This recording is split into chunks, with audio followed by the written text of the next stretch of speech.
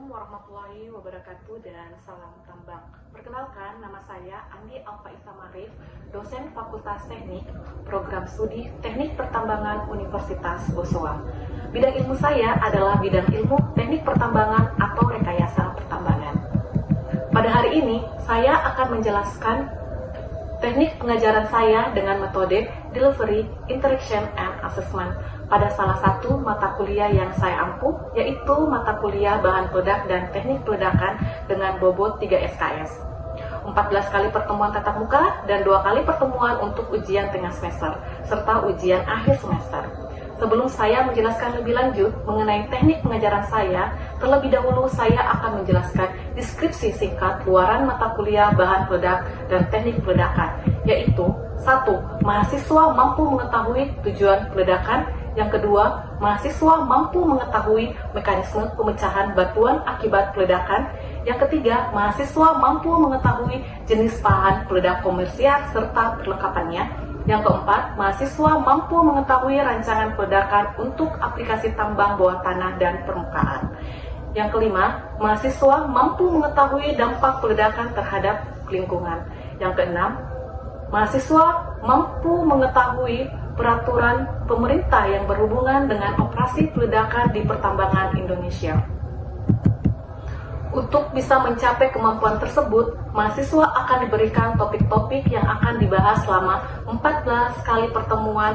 Adapun topik-topik yang saya akan bahas, yang pertama adalah tujuan peledakan, yang kedua, pengenalan bahan peledak, yang ketiga, sifat-sifat bahan peledak, yang keempat, sifat detonasi dan karakteristik keselamatan bahan peledak, yang kelima, interaksi batuan dan bahan peledak 1, yang keenam, interaksi batuan dan bahan peledak 2, yang ketujuh, pengaruh kondisi geologi terhadap unjuk kerja peledakan, yang ke-8, rancangan peledakan jenjang 1, yang ke-9, rancangan peledakan jenjang 2, yang ke-10, rancangan peledakan bawah tanah 1, yang ke-11 rancangan peledakan bawah tanah 2, 12 dampak operasi peledakan terhadap lingkungan, yang ke-13 teknik peledakan terkontrol, yang ke-14 peraturan penggunaan bahan peledak di Indonesia. Setelah kita mengetahui gambaran singkat mengenai mata kuliah bahan peledak dan teknik peledakan yang saya ampuh, selanjutnya saya akan menjelaskan teknik pengajaran saya dengan menggunakan metode Delivery, Interaction, dan Assessment. Yang pertama yang saya akan jelaskan yaitu tentang delivery. Delivery ini bagaimana saya menyampaikan perkuliahan kepada mahasiswa dengan menggunakan 2 metode yang saya gunakan untuk menyampaikan perkuliahan. Yang pertama yaitu menggunakan literatur-literatur dan jurnal nasional maupun jurnal internasional terkait materi bahan peledak dan teknik peledakan. Yang kedua, membahas contoh studi kasus di kelas setiap minggu dan meminta kepada mahasiswa membuat rangkuman dari jurnal yang telah dibaca, kemudian dipresentasikan secara berkelompok di dalam ruang kelas. Yang kedua adalah metode interaction. Bagaimana saya berinteraksi dengan mahasiswa dalam perkuliahan saya dengan cara berkomunikasi yang saya gunakan. Yang pertama, di dalam kelas saya selalu membuat mahasiswa untuk berpartisipasi aktif, untuk bertanya dan mengemukakan studi kasus terkait bahan peledak dan teknik peledakan di kelas agar proses belajar mengajar berjalan dengan 2 arah. 2. Menggunakan media WhatsApp sebagai sarana diskusi dan komunikasi di luar kelas. Yang ketiga adalah metode assessment. Bagaimana saya menilai mahasiswa? Pada pertemuan pertama perkuliahan, saya selalu menjelaskan kontrak perkuliahan yang kita sepakati bersama antara pengajar dan mahasiswa. Di dalam kontrak perkuliahan, mahasiswa tersebut memuat cara saya menilai dan bobot penilaian mahasiswa dipastikan dengan lebih awal dan diharapkan bisa membawa strategi agar perkuliahan mereka bisa berjalan lancar dan mendapatkan nilai yang memuaskan. Selanjutnya, saya akan menyajikan video pengajaran saya sebagai berikut. Assalamualaikum warahmatullahi wabarakatuh. Waalaikumsalam warahmatullahi wabarakatuh. Bagaimana kabar kalian semua? Baik, hari ini kita di pertemuan 9, di mana pertemuan 9 ini Ibu akan menjelaskan tentang rancangan jenjang 1. Nah, adapun outline yang Ibu akan bawakan Yaitu yang pertama adalah bagaimana sih diameter lubang bor, yang kedua gimana sih tinggi jenjang, yang ketiga gimana sih badan, yang keempat spacing, yang kelima adalah subgrading, yang keenam adalah staining. Nah, masih ingat nggak waktu pertemuan yang kemarin apa tujuan dari pemboran ledakan? Siapa yang tahu? Masih ingat? Apa tujuan dari kita melakukan suatu proses pemboran? Ya, silakan Simbang. Terima kasih sudah kepada saya. Tujuan dari pemboran tersebut yaitu untuk melubangi, untuk membuat wadah untuk tempat rendaman, sehingga nanti ketika ledakan berlangsung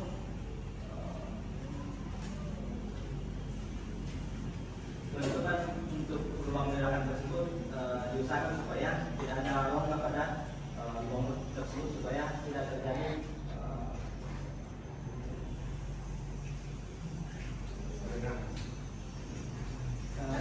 tidak terjadi adanya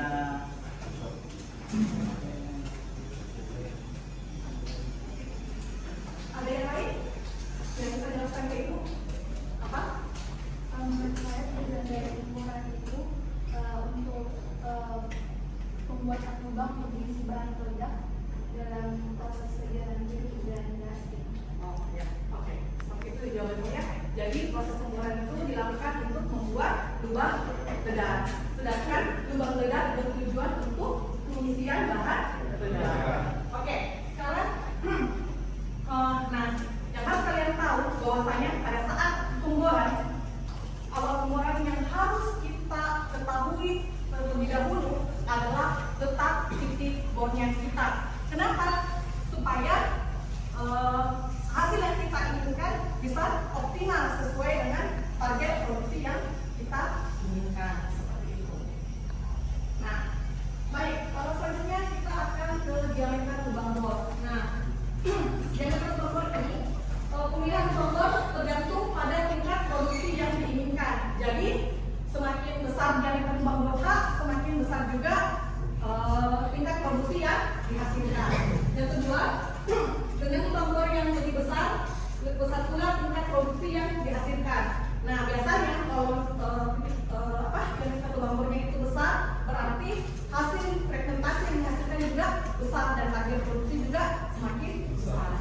Nah, yang ketiga, pemilihan lubang bor secara tepat adalah penting untuk memperoleh hasil fragmentasi secara maksimal dan biaya rendah. Biasanya kalau kita melakukan suatu proses ledakan, pastinya kita berharap bahwasanya biaya yang kita keluarkan itu rendah dengan menghasilkan produksi yang banyak. Seperti itu. Oke, paham? Oke, kita lanjut ke selanjutnya. Faktor-faktor yang membatasi pemilihan diameter lubang bor antara lain, yang pertama, ukuran fragmentasi yang diinginkan. Nah, tadi aku bilang kembali lagi bahwasanya semakin besar diameter lubang bor, maka semakin besar pula fragmentasi yang dihasilkan. Semakin kecil diameter lubang bor, maka semakin kecil pula. Terus yang kedua, perlu pengisian dengan bahan peledak yang rendah karena bahaya reverberation yang akan ditimbulkan. Jadi semakin banyak juga kalau misalnya kecil-kecil diameter lubang bor yang kita bikin, otomatis banyak lubang bor yang kita buat. Otomatis bahan peledak yang kita butuhkan juga banyak. Makanya biasanya itu orang membuat lubang bor yang agak besar supaya hasil peledakannya itu tidak terjadi reverberation atau getaran, seperti itu. Oke, paham sampai sini? Paham? Nah, pada umumnya ada 3 kriteria dalam menentukan lubang bor yang digunakan, yaitu pertama, kesediaan alat bor. Nah, kenapa kesediaan alat bor? Kita harus perhatikan juga kesediaan alat bor. Spesifikasinya apa? Bagaimana kesempatannya? Apakah alat bornya sudah lama atau masih baru? Karena kalau lama, otomatis waktu yang diperlukan untuk membor itu pasti lama. Beda dengan alat bor yang baru. Seperti itu. Terus kedua, kedalaman yang akan diledakkan. Kita harus tahu bagaimana berapa sih kedalaman yang akan kita ledakkan. Bagaimana sih batuannya?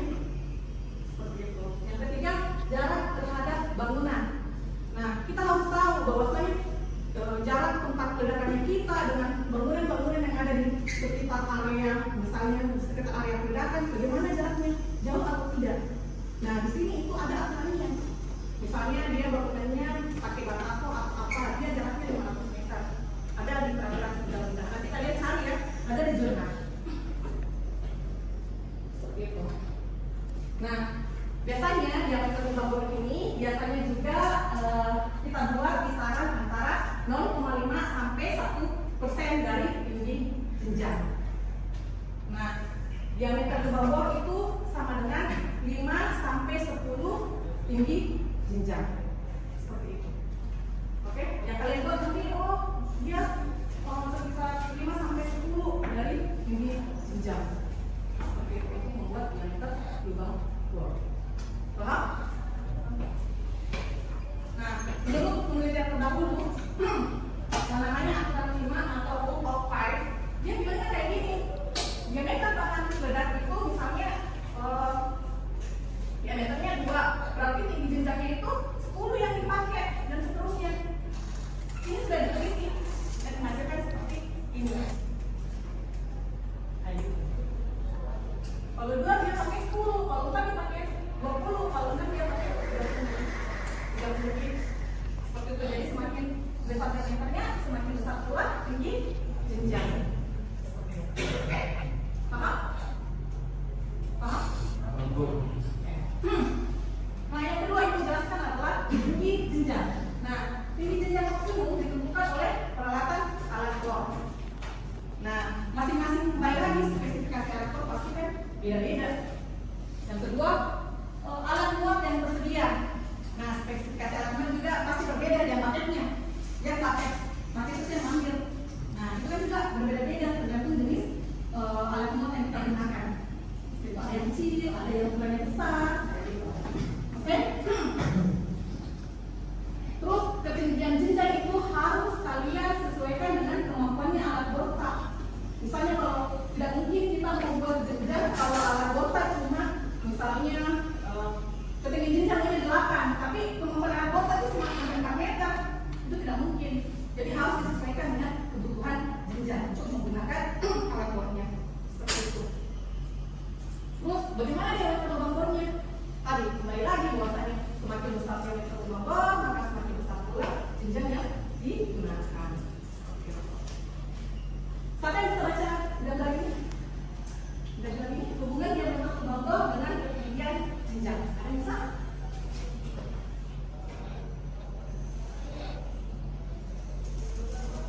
Ada yang bisa baca? Ini. Kalian bisa lihat dari sini ke sini apa hubungannya? Alfons? Silakan Alfons. Bisa? Bisa ya? Bisa? Lihat dulu baik-baik.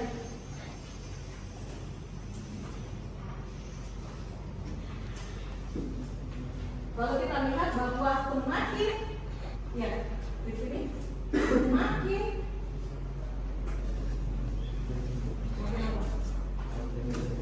apa Alfons? Coba Alfons sampaikan pendapatnya. Jadi apa yang saya perhatikan itu, jadi semakin besar diameter pembedaannya, maka semakin tinggi juga yang kita tahu ini pembedaan semakin tinggi, tapi itu maka diameternya semakin besar. Oh iya, seperti itu. Jadi kembali lagi bahwasanya semakin tinggi diameter, semakin besar diameter lubang bor, maka semakin tinggi juga jenjang yang digunakan. Seperti semakin tinggi jenjang yang digunakan, semakin besar diameter lubang bedak, maka semakin tinggi juga tinggi jenjang yang digunakan. Begitu pun sebaliknya. Nah, secara praktis hubungan lubang bor dengan ketinggian jenjang dapat diformulasikan sebagai berikut. Kas sama dengan 0,1 sampai 0,2 dikali diameter lubang bor. Itu untuk mengetahui tinggi jenjang. Sekarang kita beralih ke Barden. Pernah dengar namanya Barden? Pernah? Nah, Barden itu dapat didefinisikan sebagai jarak dari lubang bor terhadap bidang bebas atau free phase yang terdekat pada saat terjadi ledakan. Misalnya nih kayak gini. Ini free phase kan bidang bebas nih, ya kan? Nah ini juga bidang bebas. Nah, untuk menentukan di mana posisi Barden yang akan saya letakkan, berarti saya harus lihat posisinya. Oh, berarti di sebelah sini. Oh, berarti dekat sini. Oh, berarti di sini. Ini. Berarti ini adalah adalah ini yang sini adalah badan. Jarak ini ke sini, ini adalah badan. Oke? Nah, jarak badan ini juga sangat erat hubungannya dengan besar kecilnya diameter lubang bor yang kita gunakan. Kenapa? Itu kembali lagi bahwasanya semakin besar lubang ledak yang kita gunakan, maka semakin besar fragmentasi yang akan dihasilkan. Nah, biasanya juga jarak optimum badan itu 25 sampai 40 meter lubang. Seperti itu, oke? Rumusnya itu badan sama dengan 25 sampai 40 kali diameter. Oke? Paham? Paham tentang badan? Ada yang bertanya? Sekarang kita lanjut ke spacing. Spacing adalah jarak di antara lubang tempat dalam satu row. Nah, maksudnya ini spacing itu, ini kan sudah badan. Spacing ini adalah spacing. Oke, ini spacing, ini spacing, ini spacing. Oke? Nah, spacing ini dibuat, kita tidak bisa membuat spacing kalau kita belum bisa menentukan di mana letak badannya. Jadi yang kita tentukan dulu itu badan, posisi badannya kita. Setelah posisi badan baru spacing yang kita buat. Nah, secara teoritis spacing berkisar antara 1,1 sampai 1 badan, 1,1 sampai 1,4 badan. Oke? Nah, kalau misalnya kalian buat spacing lebih kecil daripada badan, maka spacing itu akan cenderung mengakibatkan stemming injection.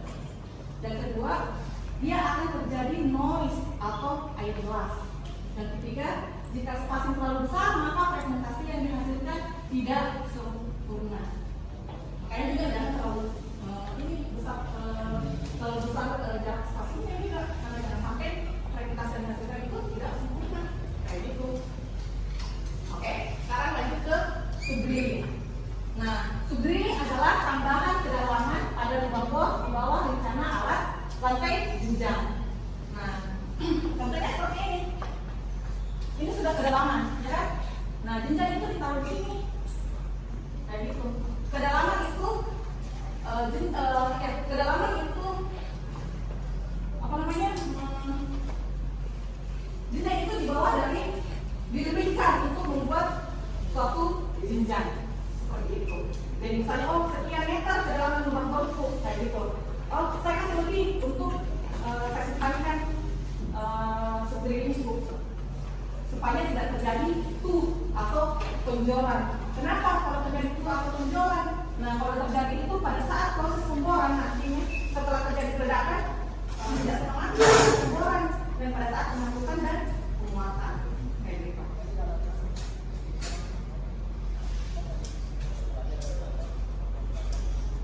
Nah, secara praktis subdrilling dibuat antara 20 sampai 40% dari badan.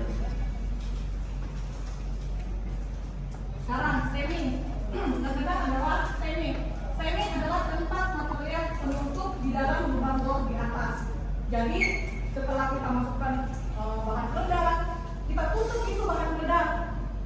Kita padatkan dengan menggunakan pasir atau bekas katik atau tanah liat. Jadi stemming ini adalah proses terakhir sebelum kita meledakkan. Masuk semua semua sudah dalam lubang bor, bahan peledaknya apa segala macam.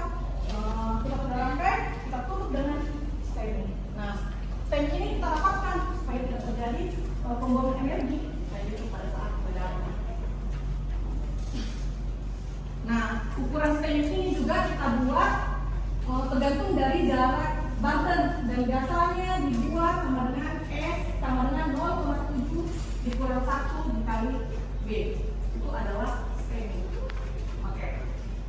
Tadi yang dijelaskan spacing, subdrilling, stemming, badan, semua itu ada hitungannya. Biasanya kita sebut dengan geometrik ledakan.